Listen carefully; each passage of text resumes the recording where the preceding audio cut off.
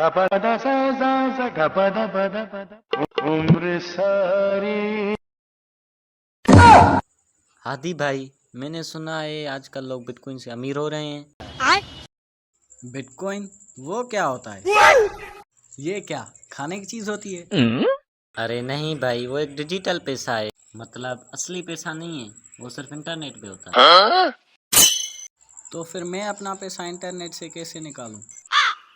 अरे नहीं, सिंपल है। मैं अपने कंप्यूटर को इंटरनेट पे लगाऊंगा, फिर उसे बोलूंगा पैसे आ जाओ, फिर आ जाएंगे।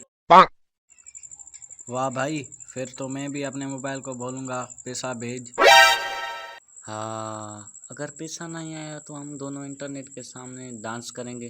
क्या पता पैसा इम्प्रेस हो जाए, फिर हमारे पास आ जाए। हैं? डांस करते करते हम फेमस भी हो जाएंगे और पैसा भी आ जाएगा।